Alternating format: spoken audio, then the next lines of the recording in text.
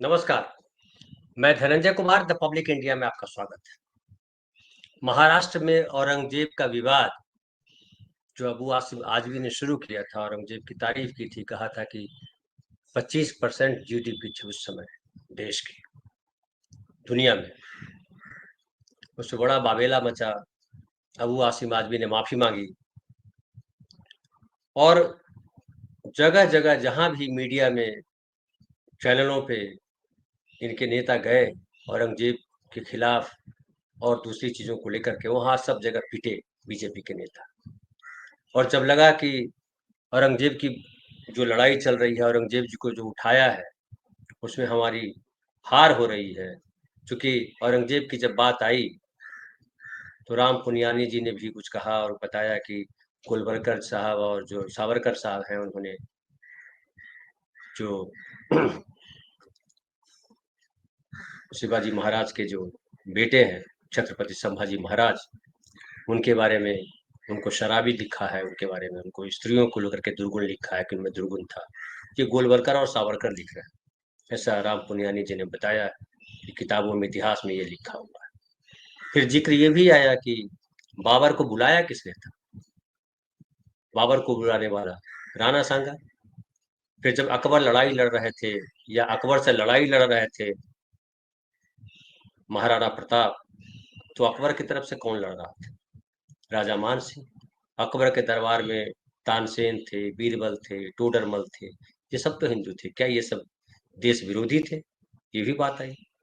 ये भी बात आई कि जो जयपुर जिनके नाम पर है, राजा जय सिंह, जिनके परिवार की है दिया कुमारी, राजस्थान की डिप्टी चीफ मिनिस्टर, शिवाजी के साथ उनकी लड़ाई हुई थी, औरंगजेब की तरफ से वो लड़ रहे थे।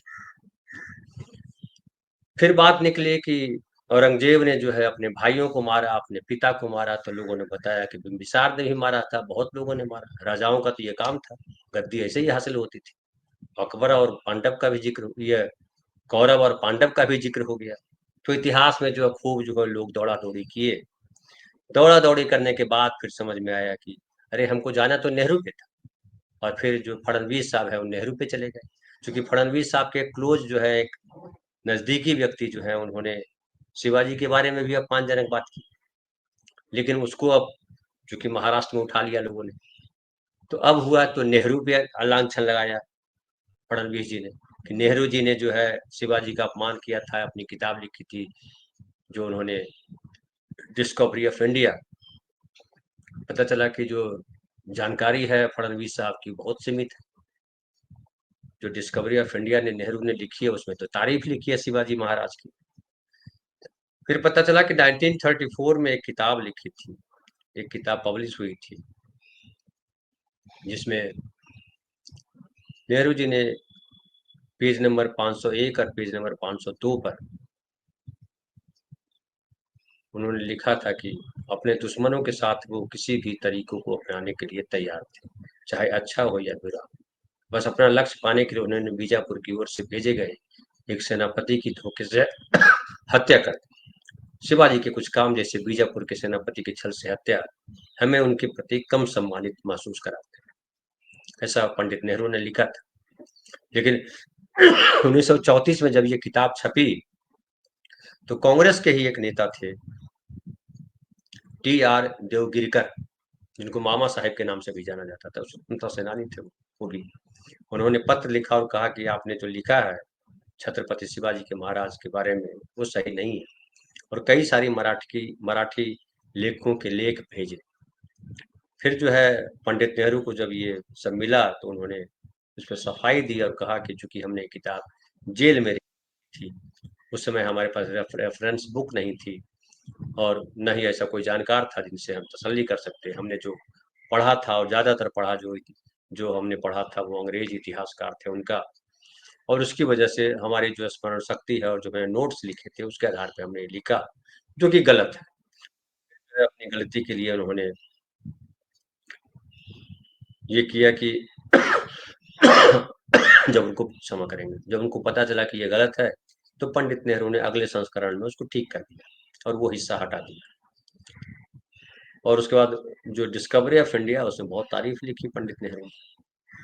तो पंडित नेहरू की तरफ जो तीर फेंका था, वो पंडित नेहरू पर लगने के बजाय घूम करके जो है देवेंद्र फडणवीस पे लग गई।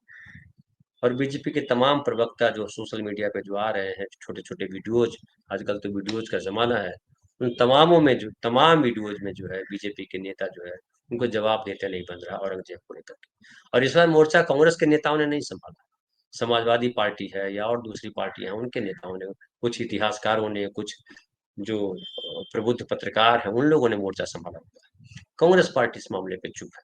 और नेहरू पर जब उन्होंने ये आरोप लगाया कि नेहरू ने शिवाजी महाराज का अपमान किया, तो राहुल गांधी तब यहीं कल आए हुए थे बॉम्बे, वहाँ धारावी गए हुए थे। धारावी में वहाँ जो चमड़ा के कारोबार में लगे हैं लोग, उनसे मिले, और खास करके जो है चमार स्टूडियो है जिसका पूरी दुनिया में सप्लाई है, बेल्ट बेचते हैं, वो बेल्ट बनाते हैं, और उसमें ढेर सारे कारीगर हैं जिनको हिस्सा मिलता है, लाभ मिलता है, और एक रोजगार का बड़ा स्वरूप है।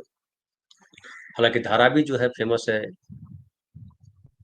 एशिया की सबसे बड़ी झोपड़पट्टी जानी जाती है, और पिछले कुछ महीनों, कुछ सालों से चर्चा में है, इसलिए कि धारावी का जो रीडेवलपमेंट किया जाना है, उसका ठेका अडानी को दिया गया। अडानी से पहले किसी और को दिया गया था, उसको कैंसिल किया गया, फिर बड़ा वावेला मचा, फिर वापस सरकार बदल गई, फिर अडानी के पास आ गया, और 5,000 करोड़ में अडानी को ठेका ठेका मिला है।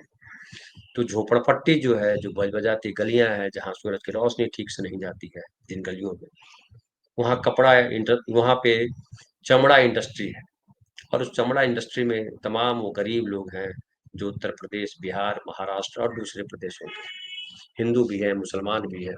उनको इस बात से फर्क नहीं पड़ता कि औरंगजेब ने क्या किया और किसने क्या किया। उन सबको अपनी जिंदगी से लेना देना है, आज क्या हो रहा है, आज उनका परिवार कैसे चलेगा। क्योंकि जब औरंगजेब थे, जब शिवाजी महाराज थे, तब उनके पूर्वज कुछ कर रहे होंगे, जहाँ होंगे अपनी लड़ाई लड़ रहे होंगे, या जूझ जिस हालत में होंगे। आज जहाँ है, रोजी रोटी का, रोजगार का सवाल सबसे गहरा सवाल है। और धारावी में वैसे ही लोग हैं जिनको 2 वक्त की रोटी जुटाना बड़ा मुश्किल होता है। आप उन इलाकों में जाएंगे तो नाक पे जो है रुमाल रखना पड़ेगा, इतनी दुर्गंध भी आती है उस इलाके से। तो चमड़े की बदबू आती है, प्लस नाला बहता है बगल से, तमाम परेशानियां हैं। यहाँ जो शहरों में, शहरों के तरफ जो आकर्षण है ग्रामीण लोगों का, वो अब नहीं रहा। जब हम आए थे 90 के पहले की बात बताऊं, 90 में मैं आया था यहाँ मुंबई में, तो मुंबई का बड़ा ग्लैमर था उस समय, काफी कुछ मुंबई अच्छी दिखती थी। अब तो बहुत बुरी हालत है। और आप जो है पटना में है या मुंबई में है, बल्कि मुझे लखनऊ ज्यादा अच्छा लगा। लखनऊ शहर जो है वो ज्यादा अच्छा लगा, एयरपोर्ट बढ़िया है। बहरहाल मैं फिर से आता हूँ मुंबई, और इस पर कांग्रेस ने कोई रिएक्शन नहीं किया, और ये उनकी जो है परेशानी है बीजेपी की, और बीजेपी की हार भी मान लीजिए एक तरह से, कि वो तो ढेला फेंकते ही इसीलिए है कि हम ढेला फेंक रहे हैं तो तुम भी फेंको, फिर हम बताते हैं। और घूम फिर करके बात जो है राहुल गांधी तक आएगी, चूंकि नेहरू तक तो बात आ ही गई थी। राहुल गांधी इसमें उतरते तो राहुल गांधी को घसीटा जाता, और इनका मकसद ये है कि राहुल गांधी को किस तरह से बदनाम किया, राहुल गांधी के खिलाफ किस तरह से प्रोपेगेंडा चलाया जाए। अभी देखिए एक प्रोपेगेंडा चल रहा है जिसमें बताया जा रहा है कि राहुल गांधी के पीछे जो है वो बाबर की तस्वीर है, और एक व्यक्ति ने उसको पोस्ट किया था जिसको रामचंद्र पुरोहित है। 10 अक्टूबर को उसने एक पोस्ट लगाया था जिसमें कांग्रेस मुख्यालय पर राहुल गांधी की पीठ के पीछे तस्वीर लगी है। उसमें लिखा कि राम कृष्ण, ये गांधी की नहीं बल्कि मुगल बादशाह बाबर की तस्वीर है। अब आप समझ ही गए होंगे कि आखिर कांग्रेस राम मंदिर का विरोध क्यों कर रही है, ये लिखा था उस व्यक्ति ने। लेकिन उसमें जब फैक्ट चेक किया गया, पता चला कि बाबर की तस्वीर नहीं थी, वो गांधी की ही तस्वीर लगी। और वो एडिट करके पोस्ट जो है एडिटेड पोस्ट है। और कांग्रेस के ऑफिशियल एक्स हैंडल पर ये पोस्ट जो है 4 दिसंबर 2017 को शेयर किया गया था, जिसमें पीछे महात्मा गांधी थे। उसी तस्वीर में महात्मा गांधी की तस्वीर की जगह जो है बाबर की तस्वीर लगा। इस तरह की बदमाशियां जो है, ये भाजपा के लोग के, चाहिए कहिए चाहे संघ के लोग या हिंदुवादी संगठन के लोग, ये सब करते रहते हैं राहुल गांधी को तरह से बदनाम करने की। नेहरू के बारे में तो कहा है कि वो मुसलमान थे, उनके पूर्वज। राहुल गांधी को राहुल खान बोलते हैं बहुत सारे, उनको पता नहीं है कि कितनों को तो पता ही नहीं है कि पारसी कौन होते हैं। फिर पारसी से निकाल दिए गए थे जो फिरोज गांधी थे, ये भी उनको नहीं पता है। तो बहुत सारी चीजें हैं, लेकिन जानकारियां नहीं होना जो है कोई बहुत बड़ा गुनाह नहीं है, लेकिन जानकारी नहीं होना और दूसरे पे कीचड़ उछालना सबसे बड़ा गुनाह है। और इसमें बीजेपी के नेता सबसे आगे आगे रहते हैं, वो चाहे प्रधानमंत्री हो, चाहे वो मुख्यमंत्री हो, चाहे कोई हो। अभी देखिए भैया जी जोशी हैं, एक संघ के नेता है, दूसरे नंबर पे माने जाते हैं। उन्होंने घाटकोपर में एक बयान दे दिया कि जो मुंबई है, वहाँ की भाषा मुंबई नहीं, ये मराठी नहीं, कई भाषा भाषी के लोग रहते हैं, अलग अलग इलाकों में अलग अलग भाषा बोली जाती है। और इसको लेकर के फिर एक हंगामा चला और उद्धव ठाकरे पिल पड़े कि भाई ये आप कैसे ऐसा बोल सकते हैं, मराठी तो हमारी भाषा है और मुंबई में भी बोलनी पड़ेगी, क्योंकि मराठी वाद ही जो है शिवसेना का मूल था, जो बाला साहब ठाकरे ने जिस पार्टी को खड़ा किया था। तो 90 के बाद वो हिंदू राष्ट्रवाद पे आ गए, और वो हिंदू राष्ट्रवाद का ही हुआ कि खामियाजा कि इनको भुगतना पड़ा और पार्टी आज कहाँ खड़ी है अब जानते हैं। लेकिन ये जो औरंगजेब का प्रकरण जो उभरा, उसमें शिवसेना भी जो है बीजेपी के पीछे चली, क्योंकि शिवसेना का शिवाजी महाराज के साथ गहरा संबंध है।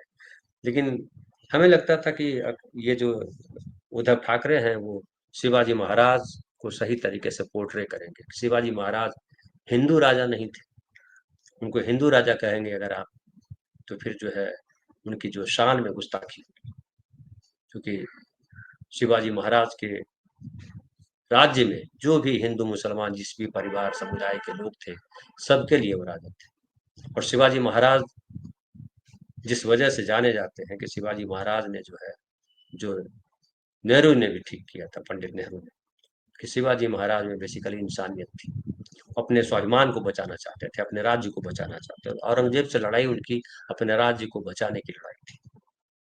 औरंगजेब उस समय 300 साल पुरानी बात है, 350 साल पुरानी बात है, बाबर विदेश से आया था, उज्बेकिस्तान से आया था, और बहुत सारे लोग मानते थे, जैसे आज मान रहे हैं कि ये विदेशी हैं, उस समय भी मानते थे। तो लेकिन वो तब रजवाड़ों की लड़ाई थी, और शिवाजी महाराज ने जो है अपने इलाके के, अपने स्वाभिमान के लिए लड़ाई लड़ी थी। और जिस तरह से औरंगजेब का इतिहास है, वो भी जैसे आमतौर पे राजाओं का इतिहास होता है, वही इतिहास है। बिंबिसार के बारे में भी क्या था कि बिंबिसार को अजातशत्रु ने मार दिया था, कैद कर दिया था। और कई राजाओं के ऐसे किस्से आज भी हम बहुत सारे सुनते रहते हैं कि अपने भाई को मार देता है, अपनी बहन को मार देता है प्रॉपर्टी के लिए। तो कुछ जमीन के लिए जो अपने भाई को मार दे, अपनी पत्नी को मार दे, वो सब समाज में, सारे धर्मों में है। ऐसा नहीं है कि खाली हिंदू वाले ऐसा कर रहे हैं, मुसलमान वाले कर रहे हैं, ये ईसाई वाले कर रहे हैं। ये मानव जो अवगुण है, काम क्रोध लोभ मोह, उसका पार्ट है। गांधी को किसने मारा था?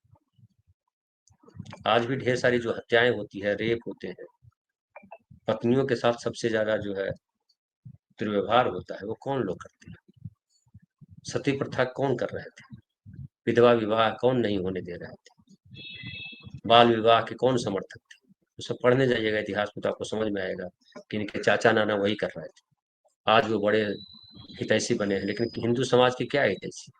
पिछले 11 सालों में भारत में नरेंद्र मोदी का शासन है, हिंदू समाज के लिए क्या किया? और इसमें एक अच्छी बात यह है कि जो राहुल गांधी है, उन्होंने हिंदू मुसलमान वाले पिच पे किसी को आने नहीं दिया, अपने पार्टी के नेता। और वो धारावी गए, और धारावी में उन्होंने लोगों से मुलाकात की और धारावी के प्रकरण को समझा। और जो अडानी साहब हैं, जो हर जगह अपना सिक्का चला रहे हैं, एयरपोर्ट से लेकर के तमाम जगह तक, झोपड़पट्टी में भी रीडेवलपमेंट के काम में भी अडानी साहब पहुंच गए। बताइए, रीडेवलपमेंट के काम में छोटे छोटे बेचारे लगे रहते हैं, बिल्डर ढेर सारे हैं। वो भी एक कंस्ट्रक्शन लाइन भी एक धंधा है, बॉम्बे में खूब चला हुआ है अभी रीडेवलपमेंट का। छोटे छोटे बिल्डर भी हैं, बड़े बड़े बिल्डर, आमतौर पर बड़े बिल्डर इसमें नहीं लगते हैं। और इसलिए नहीं लगते हैं कि वो रीडेवलपमेंट का मामला है, फिर उनको देना पड़ेगा, जो उस इलाके में रह रहे हैं। बड़े सारे लफड़े हैं, ये सारे का छोटा सा काम माना जाता है। लेकिन अडानी साहब तो हर काम में, सुई बनाना हो कि बंदूक बनाना हो, हर जगह वो बनाएंगे। इसको कहते हैं एकाधिकार प्राप्त करना, कि हम हर चीज करेंगे। और क्यों ना करें भाई, जब हमारी सरकार है तो हम कुछ भी करें, तुमको क्या? लेकिन राहुल गांधी कह रहे हैं कि आप करिए, लेकिन जो वहाँ के लोग हैं उनके साथ बेईमानी नहीं होनी चाहिए। और जो कांग्रेस की वहाँ की विधायक है वर्षा गायकवाड़, वो लगातार संघर्ष कर रही है और वहाँ के लोगों की आवाज उठा रही है। क्योंकि ये सारे में बड़ी सारी दिक्कतें हैं, और जब बिल्डर बड़ा होता है तो दिक्कतें और बढ़ जाती है आम लोगों के लिए। उनके लिए तो दिक्कतें नहीं बढ़ती है, क्योंकि करप्शन कहाँ नहीं। तो अब जो सवाल उठता है कि ये जो औरंगजेब वाले मसले पे फिर पिट गए बीजेपी के लोग, दूसरी तरफ देखिए पिट रहा है शेयर बाजार, तीसरी तरफ देखिए कि नेपाल में जो जहाज आया वहां से, अमेरिका से, अवैध अप्रवासी नेपालियों को लेकर के, उनके हाथ में हथकड़ी नहीं थी, पैरों में चेन नहीं था बंधा, सामान्य की तरह पहुंचा दिया। इस अपमान को कैसे सहेंगे? इस पर बीजेपी का नेता कोई बोलने को तैयार नहीं। यहाँ बोल रहे हैं कि वो जो है कानून है, अब कानून तो अपना काम करेगा। कानून खाली हिंदुस्तान के लिए काम कर रहा है अमेरिका? कानून की नजर में तो सब बराबर। क्या हिंदुस्तान, क्या चीन, क्या नेपाल? चीन तो किसी को भेजा नहीं, भारत ही केवल भेजा हथकड़ी बांध करके। लेकिन जो भक्तों के पापा हैं, उनको अपने पापा की बेइज्जती नजर नहीं आ रही, नहीं आएगी नजर। क्योंकि वो कहावत बहुत फेमस है, मियाँ जी गिरे तो क्या हुआ, टांग तो ऊपर है। इतिहास की अगर बात करें तो 90 से जो इतिहास है बीजेपी का, वो क्या है इतिहास? किसका इतिहास? क्या जो बाबरी मस्जिद तोड़ी गई, सुप्रीम कोर्ट ने कहा कि वहां बाबरी मस्जिद के नीचे कोई मंदिर था, ऐसा सबूत नहीं है, आस्था के आधार पर हम हिंदुओं को देते हैं मंदिर बनाने का अधिकार? क्या ये इतिहास है? इस इतिहास पे गर्व करेंगे आप? ये न्याय व्यवस्था थी हमारी? या गर्व करेंगे कि जो अडवाणी जी रथ लेकर के निकले थे हिंदू मुसलमान करने के लिए, उसमें दंगे हुए और बहुत लोग मारे गए, उसका इतिहास लिखेंगे? या इतिहास लिखेंगे कि बीपी सिंह ने जो पिछड़ों के लिए आरक्षण लागू किया था 27%, उसकी वजह से देश में जो है यही लोग पीछे खड़े थे और देश का माहौल बिगड़ा, अगड़ा पिछड़ा हुआ, और हिंदू एकता के नाम पर निकल पड़े थे, हिंदू एकता करने निकले हैं, लेकिन बीपी सिंह की सरकार गिरा दी थी। और बीपी सिंह की सरकार गिरा दी मतलब आरक्षण लागू करने की सजा थी। क्या वो इतिहास लिखा जाएगा? क्या वो इतिहास लिखा जाएगा कि जब वाजपेयी जी प्रधानमंत्री थे और नरेंद्र मोदी गुजरात के मुख्यमंत्री थे, वहां दंगा हुआ था और वाजपेयी जी ने कहा था कि राजधर्म निभाओ? क्या इतिहास लिखा जाएगा कि वाजपेयी जी नरेंद्र मोदी को हटाना चाहते थे, आडवाणी जी आए निवेदन करने के लिए बाला साहब ठाकरे के पास कि आप ही कहिए, कुछ जरूरत है, और आप कहेंगे तो अब वाजपेयी जी मान जाएंगे, नहीं हटाएंगे नरेंद्र मोदी को मुख्यमंत्री पद से? और बाला साहब ने उनसे निवेदन किया था कि नहीं हटाई, और नहीं हटे। फिर क्या इतिहास ये नहीं लिखा जाएगा कि उसी बाला साहब को, जिस बाला साहब ने उनको बचाया था मुख्यमंत्री पद जाने से, उनके बेटे की पार्टी को तोड़ दिया, उनकी पार्टी को तोड़ दिया और कहा कि इनको मिट्टी में मिला देना है? बहुत सारी चीजें हैं जो अभी जो उत्तर प्रदेश में देखिए चल रहा है कि पिंटू महरा 30 करोड़ रुपए का नेट प्रॉफिट कमाया, आदित्यनाथ जी तारीफ कर रहे थे, पता चला वो हिस्ट्री सीटर है। और पता चला, आज ये भी पता चला कि जो हिंदी के बड़े साहित्यकार सूर्यकांत त्रिपाठी निराला के प्रपौत्र अखिलेश त्रिपाठी की हत्या में उस पिंटू मेहरा का नाम शामिल था। उनकी हत्या हुई, उसमें वो भी शामिल था, उसी की वजह से हुई थी हत्या। ये सब भी इतिहास में लिखा जाएगा, और लिखा जाएगा कि हिंदू के नाम पर जो ये सरकार आई थी उसने कुंभ में क्या किया, भगदड़ मची, नई दिल्ली रेलवे स्टेशन पे भगदड़ मची, वीआईपी कल्चर, वीआईपी लोगों के लिए रेड कालीन, आम हिंदुओं के लिए पानी भी नहीं। क्या ये लिखा जाएगा? लिखा जाएगा, यही सब लिखा जाएगा। और ये जो लिखा जाएगा उसमें ये भी लिखा जाएगा कि जो मीडिया था हिंदुस्तान का, वो गटर मीडिया बन गया था। उनको देश के स्वाभिमान से, देश के नागरिकों से, पत्रकारिता से लेना देना नहीं था, वो भांडगिरी में लगे हुए थे। ये भी लिखा जाएगा। और ये भी लिखा जाएगा कि कुछ लोग जो आरएसएस के, जो बीजेपी के अंधभक्त बने हुए हैं, वो देश की महंगाई, शिक्षा व्यवस्था चौपट हो जाना, महंगा हो जाना, स्वास्थ्य व्यवस्था महंगा हो जाना, पेट्रोल का महंगा हो जाना, इन तमाम चीजों से उनको कोई फर्क नहीं पड़ रहा था। हालांकि वो करा रहे थे, उनको लग रहा था कि ये जो जीएसटी लागू हुआ है उससे ढेर सारे जो एमएसएमई की बिजनेस ठप हुए, तमाम परेशानियां आई, जो नोटबंदी हुई थी उससे भी परेशानियां आई, कोरोना में भी परेशानियां आई, लेकिन वो ये कह के परेशानियां झेल रहे थे कि देश निर्माण करना है तो कुछ तो सहना पड़ेगा। कौन सा निर्माण किया है 11 साल में नरेंद्र मोदी ने, इतिहास में लिखा जाएगा। इतिहास किसी को बख्शता नहीं है, और राहुल गांधी जो कर रहे हैं वो वर्तमान है, जो कल इतिहास बनेगा। और मुझे लगता है कि जब इतिहास की बात चली हो तो वर्तमान में जीना ज्यादा जरूरी है। और ज्यादा जरूरी ये है कि हम गरीब कमजोर लोगों के साथ खड़े हों। हम भाषा और धर्म और जाति के झगड़ों में न पड़े, क्योंकि भाषा धर्म और जाति भावनात्मक मुद्दे हैं। मूल मुद्दा है रोटी रोजगार, व्यक्ति का सम्मान, न्याय, स्वतंत्रता, भाईचारा। फिलहाल इतना ही। बहुत बहुत धन्यवाद। कल फिर बात करेंगे किसी नए विषय पर।